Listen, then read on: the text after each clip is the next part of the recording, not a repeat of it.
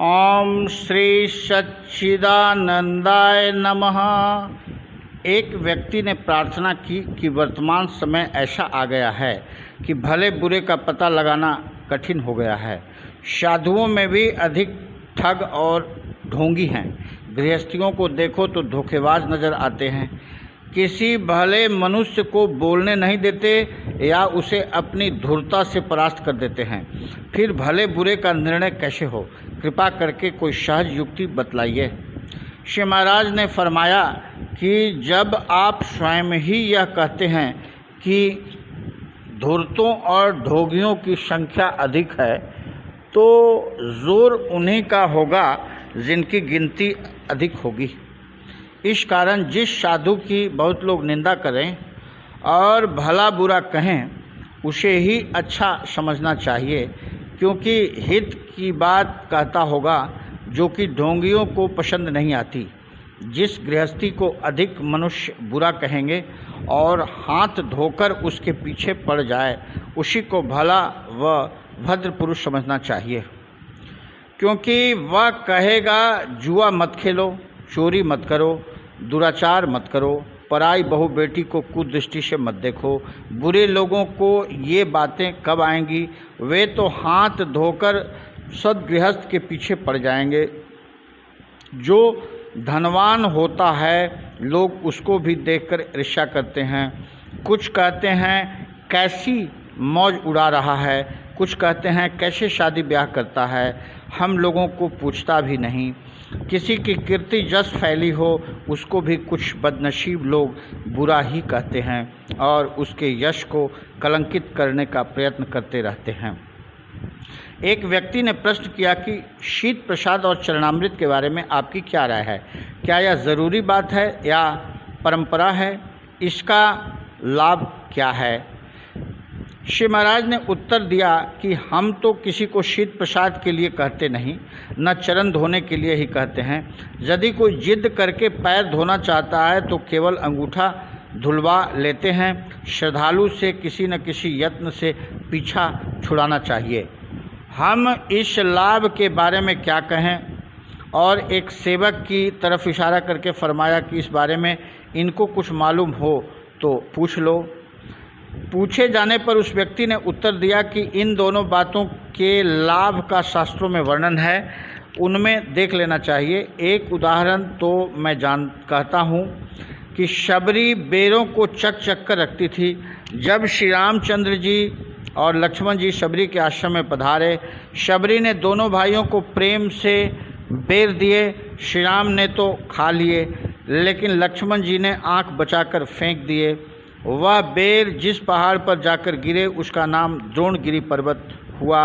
उन बेरों की गुठलियों से जो पौधे पैदा हुए, वे शक्ल में बेर के समान थे, जो असल में संजीवनी थी।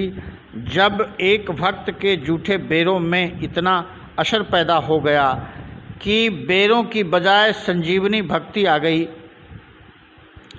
तो गुरु जो गोविंद के स्वरूप हैं, उनके शीत प्रसाद में क्या असर होगा, ऐसा आप विचार कर लें। शबरी के आश्रम के पास एक सरोवर था जिसमें कीड़े हो गए थे। इस कारण सरोवर का जल पीने और स्नान के योग्य नहीं रहा। जो ऋषि मुनि वहाँ रहते थे, उनको जल की बहुत कठिनाई हुई। उनको इस बारे में जब श्री रामचंद्र जी से प्रार्थना की, तो श्री रामचंद्र जी ने शबरी के चरण उस सरोवर में धुलवा दिए, जिससे कीड़े दूर हो गए। जल पीने और स्नान के लायक हो गया। जब शबरी के चरणों के धोने की इतनी महिमा है, तो गुरुदेव के चरणों के धोने की क्या महिमा होगी? एक व्यक्ति ने पूछा कि स्वधर्म क्या है? श्री महाराज ने फरमाया कि स्वधर्म का अर्थ यह है कि अपना और दूसरों का समान रूप से भला हो। जैसे किसी किसान का मासिक खर्चा 50 रुपये है। यदि उसने सर्वसाधारण के भोजन आदि के लिए अनाज पैदा किया और अपने लिए 6 महीने या साल भर का अनाज रखकर बाकी वाजिब मोल पर बेच दिया, तो यह उसका स्वधर्म कहलाएगा। अगर वह अनाज की जगह पोस्त, गन्ना या ऐसी वस्तु पैदा करे जिसकी उसे कीमत ज़्यादा मिले, यदि वह इस धन से भोग विलास के सामान इकट्ठे कर ले और ऐसा करके खूब धन भी इकट्ठा कर ले, फिर खेती करना छोड़ दे, यह स्वधर्म नहीं है। जो चाकर अपने पद के अनुसार भोजन वस्त्र प्राप्त करने की इच्छा से चाकरी करता है वह स्वधर्मी है। जो अपने पद से बढ़कर रहन सहन का जीवन व्यतीत करता है वह स्वधर्मी नहीं है। इसी प्रकार सब कार्य व्यापार और उद्योग धंधों पर विचार कर लो। इसी नियम पर चारों वर्णों के कर्म को ठहरा लो।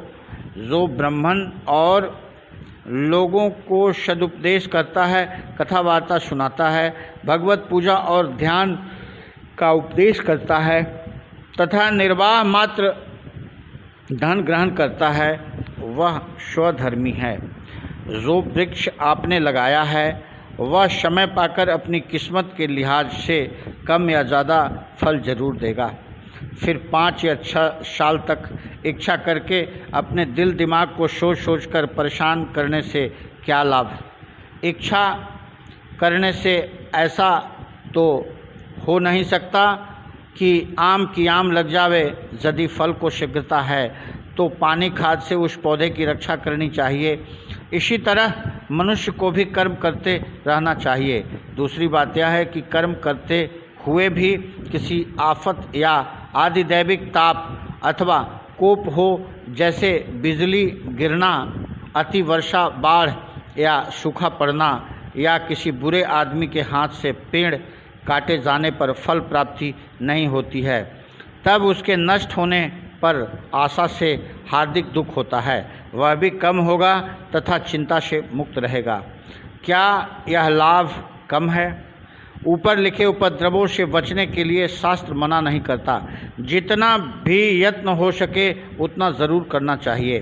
फल को ईश्वर अधीन इसलिए रखा है कि उन बाधाओं में से बहुत सी ऐसी हैं उनमें मनुष्य का वश नहीं चलता, वह दैव की इच्छा पर रहती है। इसलिए कर्म फल को दैवाधीन माना गया है। अगर इन बाधाओं के भय से कोई आम का वृक्ष ही न लगावे तो वह स्वयं ही नहीं बल्कि और भी प्राणी आम नहीं खा सकेंगे।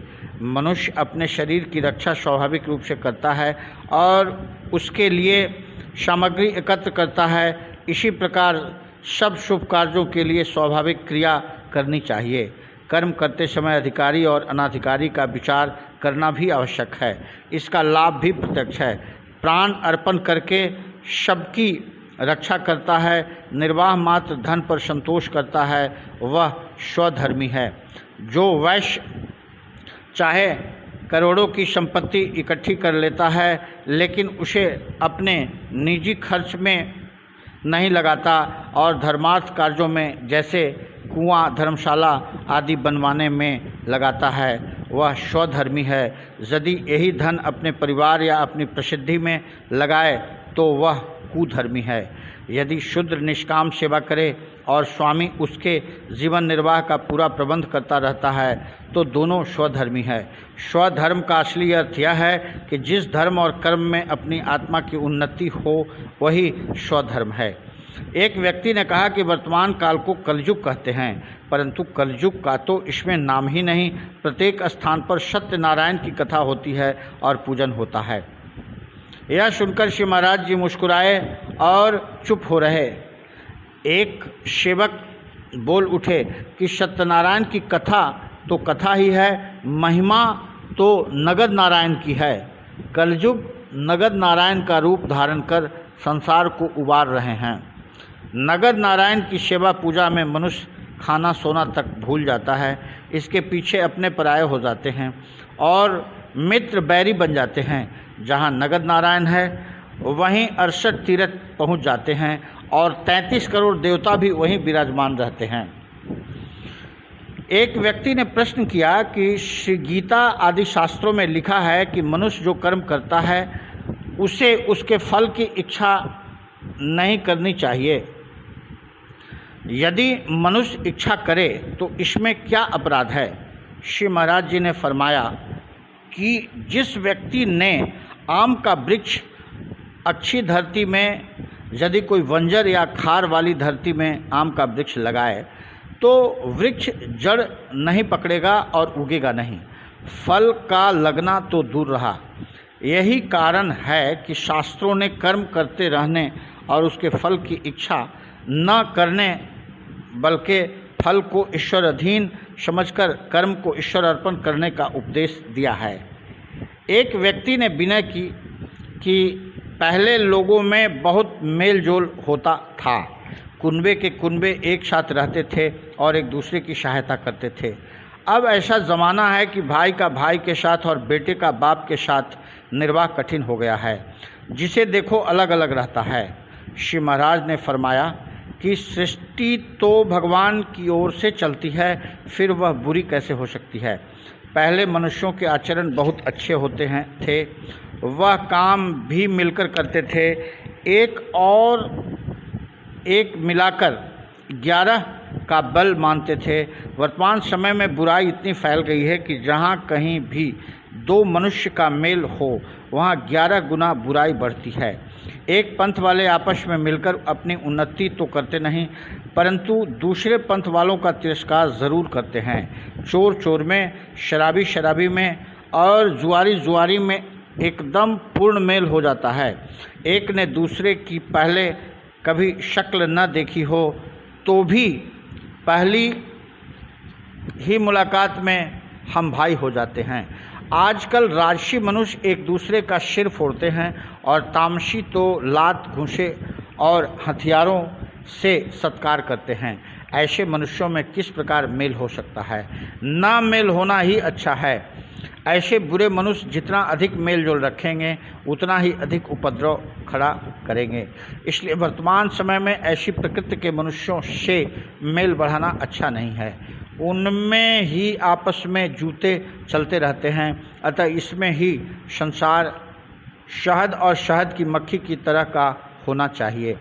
आप मिलकर रहें, लेकिन एक दूसरे का नुकसान न करें, बल्कि एक दूसरे को कुछ लाभ ही पहुंचावें। बर और तय की तरह का मेल अच्छा नहीं कि कोई पास से निकला और डंक मार दे। एक व्यक्ति ने कहा कि भारतवर्ष के इतिहास से पता चलता है कि जितनी मुसीबत भारत पर आई उतनी किसी और मुल्क पर नहीं आई। 1000 वर्ष के इतिहास में ही महमूद गजनवी ने दिल खोलकर लूटा, फिर मोहम्मद गोरी ने, फिर तुगलक, लोदी, पठान, मुगल और अंग्रेज़ों ने। एक तांता सा बंधा रहा। भारतवासी यह कहकर संतोष कर लेते हैं कि उनके खोटे कर्म का फल है। हालांकि भारतवासियों के कर्म धर्म का अगर दूसरे मुल्क वालों से मुकाबला करें तो पता चलेगा कि यहाँ के आचार विचार, संस्कृति और धर्म के मुकाबले में ऊंचे हैं। अन्य देशों के इतिहास में राग रंग, ठगी, जालसाजी आदि बेधड़क किए जाते रहे हैं। वहाँ ऐसी मुसीबतें क्यों नहीं आती? क्या यहाँ का और वहाँ का ईश्वर पृथक पृथक है? श्री महाराज जी ने फरमाया कि अतलस, खीमखाब, रेशमी और ऊनी कपड़ों में ज़रा भी दाग लग जाए तो उसको साफ़ करने के लिए साबुन लगाते हैं। आवश्यकता अनुसार उसे मलते मसलते, कूटते पीटते और निचोड़ते भी हैं और उसे लोहा भी करते, यानी स्त्री के नीचे दबाकर घींचते हैं।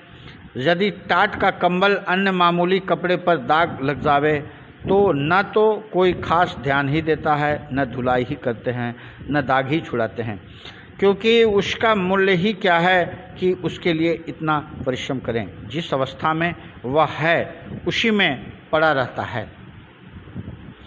एक व्यक्ति ने प्रश्न किया कि छुआछूत के बारे में आपकी राय क्या है? छुआछूत करनी या न करनी चाहिए? श्री महाराज ने फरमाया, इस विषय में शास्त्रों ने तो आज्ञा दी है, उसके विपरीत हम कुछ नहीं कर सकते। सफाई व व्यवस्था की सबने प्रशंसा की है। जहाँ छूत से बाधा पड़े वहाँ उसका ध्यान रखना आवश्यक है। जैसे किसी को कोढ़ की बीमारी हो या चेचक निकल रही हो या कोई अन्य छूत वाले रोग में ग्रस्त हो चुका हो तो उससे बचकर रहना ही अच्छा है। इसी प्रकार कुछ देश ऐसे हैं जहाँ पास बैठने से घृणा लगती है या अपने वश की बात नहीं होती। यदि इन स्थानों से बचकर ही बैठा जाए तो बुराई ही क्या बात है। कुछ स्थान और काल ऐसे हैं जिनमें छूत-छात का दोष नहीं माना जाता। जैसे तीर्थ यात्रा में, नाव आदि की सवारी में, विवाह शादी व मेले के उत्सव में, युद्ध में कहीं आग लग गई हो या धर्म संकट पड़ गया हो तो छूत का विचार नहीं किया जाता। एक व्यक्ति ने कहा कि आजकल विद्या का इतना प्रचार है कि पहले कभी नहीं रहा होगा। अनेकों बीए व एमए नौकरी की तलाश में फिरते रहते हैं। यदि भाग्यवश नौकरी मिल भी गई तो कर्तव्य पालन में दुख उठाना पड़ता है। कोई भी सुख चैन से जीवन व्यतीत करना नहीं दिखता। श्री महाराज जी ने फरमाया कि आध्यात्मिक विद्या ही सुख देने वाली है और इसका ही आज अभाव है। बुरा और जीव विपरीत गुण वाले हैं। मिठास चाहने वालों को रत्ती भर बूरे से मिठास प्राप्त हो जाता है। भर भर के नीम खाने से भी मिठास प्राप्त नहीं होता। नीम से जिस प्रकार मिठास प्राप्त करता भूल है, उसी प्रकार आजकल की विद्या को विद्या समझना भूल है। एक व्यक्ति ने प्रश्न किया कि तीर्थ यात्रा करने से क्या लाभ है? आपके विचार में सबसे अच्छा व बड़ा तीर्थ कौन सा है? श्री महाराज ने फरमाया कि संसार के जितने भी कर्म हैं, अच्छे अथवा बुरे, सभी धर्म, अर्थ, काम और मोक्ष इन्हीं चारों या इनमें से कोई 3 या 2 या 1 की प्राप्ति के लिए किए जाते हैं। तीर्थ यात्रा भी एक कर्म है।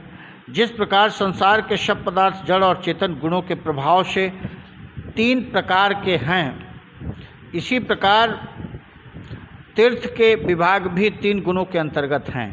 जिस व्यक्ति की जैसी वृत्ति होगी और वैसे ही तीर्थ उसको फलदायक और सुखदायक होगा तथा उसे वैसे ही गुण प्रधान तीर्थ में श्रद्धा होगी। मनुष्य को सबसे बड़ा तीर्थ और सबसे अच्छा काम वही समझना चाहिए। दूसरा भाग तीर्थ का महात्म। वे साधु, ब्राह्मण और उपदेशक हैं जो जगह जगह पर जाकर धर्म का प्रचार करते हैं और घर बैठे प्राप्त हो जाते हैं, अन्यथा उनके लिए दूर देश जाना कठिन है। तीसरे स्थावर होते हैं। ये नियत स्थानों पर स्थापित होते हैं। इसके 3 भाग हैं। क जैसे शरीर के कुछ अंग पवित्र समझे जाते हैं, उसी प्रकार पृथ्वी के कुछ स्थान पवित्र समझे जाते हैं, उनको तीर्थ कहा जाता है। जैसे गंगा, गोदावरी आदि बहुत प्राचीन काल से पवित्र तीर्थ माने जाते हैं। ख जो स्थान अवतारों के जन्म स्थान हैं या जहाँ लीला की गई है, वे स्थान पवित्र माने जाते हैं। जैसे गोकुल, वृंदावन, नंदगांव, बरसाना, अयोध्या आदि। ग जहाँ संत महात्माओं ने तप किया हो या निवास किया हो या जहाँ उन्होंने शरीर त्यागा हो। जैसे रूढ़ी स्थान, कबीर चौरा, गोरख टीला और दादू जी की समाधि।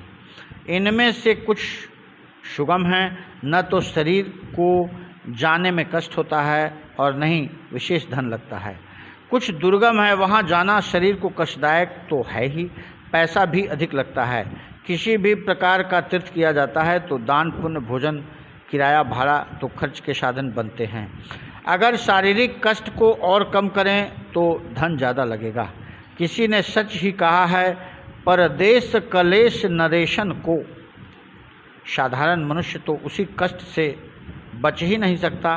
मनुष्य श्रद्धा और भावना से प्रेरित होकर कष्ट और खर्च दोनों को सहता है।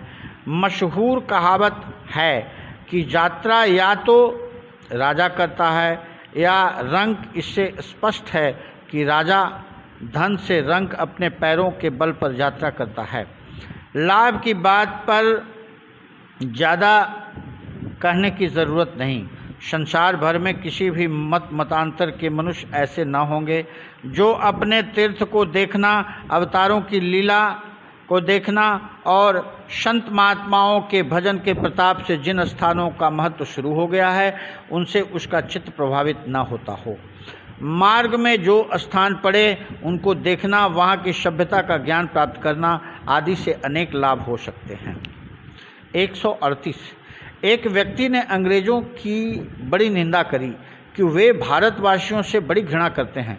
अगर भारतीयों को अफसर बना दिया जाए तो इतनी आसानी तो अवश्य हो जाएगी कि अपना दुख दर्द कहा जा सकता है। श्री महाराज ने फरमाया कि जो आप लोग चाहते हैं वह बात तो ठीक है, लेकिन अवगुण के साथ प्रत्येक मनुष्य के गुण भी देखने चाहिए। समय और बात की पाबंदी जितनी अंग्रेज करते हैं भारतवासी नहीं करते। जो भारतीय अफसर हो गए हैं उनका चरित्र मुख से बोल रहा है। घंटा भर की देरी भारतीय अफसरों में कुछ देरी नहीं समझी जाती। किसी भी भारतीय अधिकारी को देख लो, वह किसी सभा का प्रधान हो या कहीं उसका प्रवचन हो, तो व्यक्ति यही गीला करते पाते हैं कि घंटा भर इंतजार करने के पश्चात प्रधान जी पधारे। सभी जनता बैठे बैठे एक दूसरे का मुंह ताक रही थी। अंग्रेजों में चाहे कोई कितना भी बड़ा अफसर हो, ठीक समय से ही पहुंचेगा, चाहे दोपहर के 12 क्यों न बजे हो। अंग्रेज वचन के पक्के होते हैं, जो कह देते हैं वह पूरा करके दिखाते हैं। वास्तव में मनुष्य का उत्तम गुण वचन का पक्का होना ही होता है। ब्राह्मण का वाक्य तो ब्रह्म वाक्य माना जाता है। राजपूत और पठान तो बात के पीछे अपनी जान तक दे देते हैं। वर्तमान समय में भारतीयों की बात में कहाँ तक सच्चाई रह गई है, यह बात छिपी हुई नहीं है। अंग्रेज अफसर इस समय में भी गनीमत हैं जो समय और अपने वचन के पाबंद हैं। 139। एक व्यक्ति ने कहा कि पश्चिमी देशों ने जैसे यूरोप, अमेरिका में विज्ञान ने कैसे कैसे सुख आराम के सामान उत्पन्न कर दिए हैं, जिनका वर्णन पढ़कर सुनकर ही आश्चर्य होता है। भारत में तो उनका शतांश भी नहीं नज़र आता। अस्पताल, सिनेमा थिएटर और सर्कस आदि के जो थोड़े से साधन हैं, वे मात्र साधन हैं, आम जनता के लिए नहीं है। गांव वालों का जीवन इसकी तुलना में बहुत फीका है। वही हल, वही बैल और वही खेत, हुक्का भर कर पीना ही केवल मात्र उनके लिए सुख सुविधा का साधन है। श्री महाराज ने फरमाया कि हमारे जो प्रेमी बहुत समय तक विलायत रहकर वापस आए हैं, वे तो कहते हैं कि वहाँ के शहर और गांव में भी बहुत अंतर है। ऐसा ही अंतर है जैसा भारत में। यदि सुख भोग की सामग्री वहाँ सुलभ है तो उससे जो हानि लाभ हुआ है उस पर भी तो विचार करिए।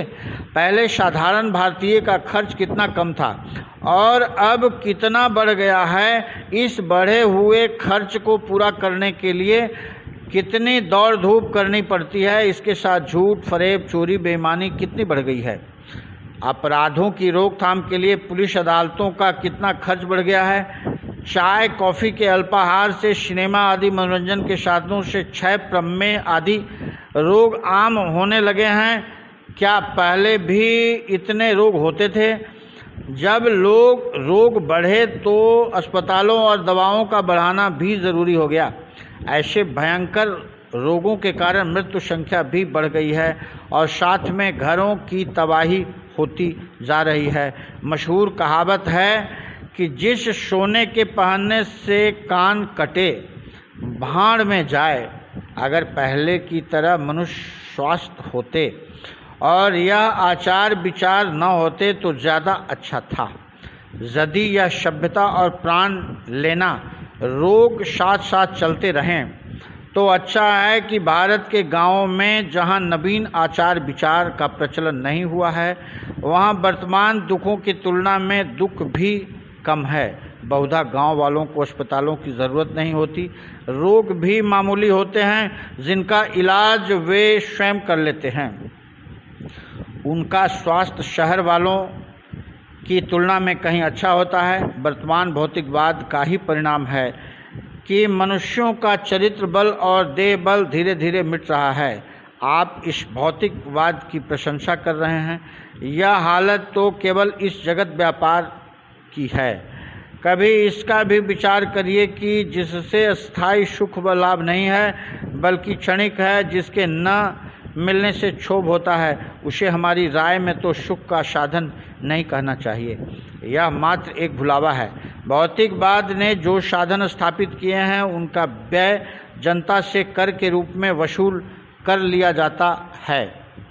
इतने से काम नहीं चलता तो व्यय राजकोष से दिया जाता है। यह राजकोष भी गांवों से भूमिकर के रूप में वसूल होता है। आजकल तो गांव वाले मेहनत करते हैं, शहर वाले मौज उड़ाते हैं। 140। एक व्यक्ति ने कहा कि संसार में सबसे पहला अवतार जो परमात्मा का हुआ, उसने सब तरह के मनुष्य मात्र की भलाई के लिए अच्छे काम अवश्य बताए होंगे। क्या वह काम कालांतर के भेद से उचित नहीं है? यदि हैं तो भगवान के बार बार अवतार लेने की आवश्यकता क्या है? श्री महाराज ने फरमाया कि देश, काल, पात्र और युगों के भेद से सामाजिक साधारण नियम में परिवर्तन होना अर्थात नीति रीति में परिवर्तन की आवश्यकता होती है। प्राचीन कानून को मिटाया नहीं जाता, वरन उसमें संशोधन की आवश्यकता होती है। जिस समय में राजा नहीं थे तब उनके संबंध में नीति स्थापन करने की आवश्यकता नहीं थी। जब राजा बने तो उनके लिए नीति का स्थापित होना भी जरूरी हो गया। एक समय था सभी राजा अपने राज्य से संतुष्ट थे, दूसरों का राज्य लेने की इच्छा न करते थे। वर्तमान समय में तो दूसरे का राज्य छीनने को समुद्र पार कर, पहाड़ लांघकर जाते हैं, आकाश से उड़कर जाते हैं। एक समय में कला कौशल सामान्यतया घरेलू काम चलाने को थे, वर्तमान समय में कला कौशल द्वारा दूसरों को प्रभावित कर अपनी सत्ता जमाना चाहते हैं। पहले स्वतंत्रता का जीवन सबको पसंद था, चाहे रूखी रोटी व मोटा कपड़ा क्यों न मिले। चाकरी करना कोई नहीं चाहता था, चाकर और कुकर को समान समझते थे। पहले रईसों के घर नौकरों को खाना व कपड़ा मिलता था, अब जो हज़ारों मजदूर कारखानों में काम करते हैं उन्हें मजदूरी मिलती है, जिससे पेट भर खाना और तन ढकने को कपड़ा भी पूरा नहीं हो सकता। सारा मुनाफा मालिक की तिजोरी में चला जाता है। पहले विवाह की रस्म नहीं होती थी, जब से यह शुरू हुआ है इसके भी नियम बना दिए गए हैं। प्राचीन काल में स्त्री पुरुष बड़े मेल से गृहस्थी चलाते थे, सादा जीवन व्यतीत करते थे। अब राग रंग के सामान जो केवल रईसों के थे, गांव की झोपड़ियों में भी दिखाई देते हैं। पहले गांव में 100 में से 5 घर भी पक्के नहीं होते थे, वहां अब कई मंजिल के मकान हैं। जब पुरुष की कमाई से पूरा नहीं पड़ता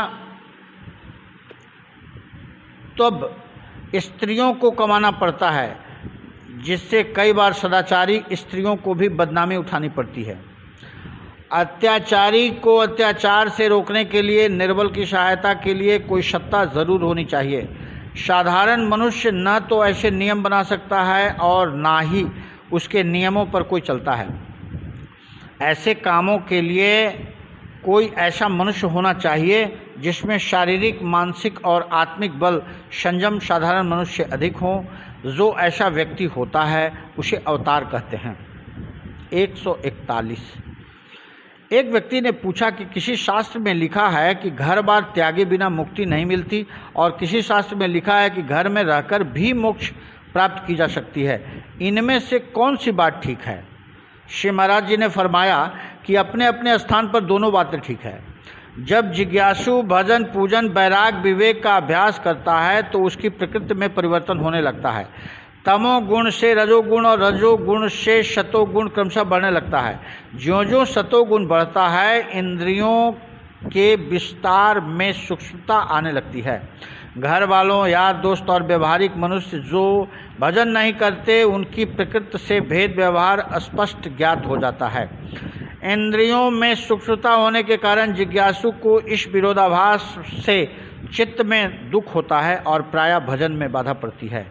इस कारण ऐसी अवस्था में त्याग की आवश्यकता होती है। यदि संग अच्छा हो, विरोध न फैले और भजन अभ्यास आसानी से चलता जाए तो त्याग आवश्यक नहीं है। जब घर में रहकर ही भजन और अभ्यास से वृत्ति शतोगुणी हो जाए और शतोगुणी अवस्था प्राप्त हो जाए, ईश्वर नियमों का अनुभव हो जाए कि हर जीव अपनी प्रकृति और गुणों के अनुसार ही काम करता है, तो जिज्ञासु का चित्त दुखी नहीं होता। जैसे शूकर और कुकर स्वभाव से ही मैला खाते हैं, कुत्ते और बिल्ली का स्वाभाविक बैर है। इसका भेद प्रकृति की भिन्नता है। इस भेद की वास्तविकता जानने पर चित्त दुखी नहीं होता। भाई बंधु, घर गृहस्थी वाले, पड़ोसी मित्र आदि भले ही साधक का विरोध करें, परंतु जिज्ञासु का चित्त क्षमता भाव और प्रकृति के भेद के ज्ञात होने से इससे दुख प्रतीत नहीं करता। ऐसी अवस्था में भी त्याग आवश्यक नहीं है। मीराबाई ने वर्षों गृहस्थी में रहकर विरोध सहा, लेकिन वृत्ति ऊंची से ऊंची होती गई। जब विरोध की हद हो गई तो रैदास जी ने त्याग की राय दे दी। तब मीरा ने गृह त्याग किया, किंतु वह गृहस्थी में रहकर ही सब कुछ प्राप्त कर चुकी थी।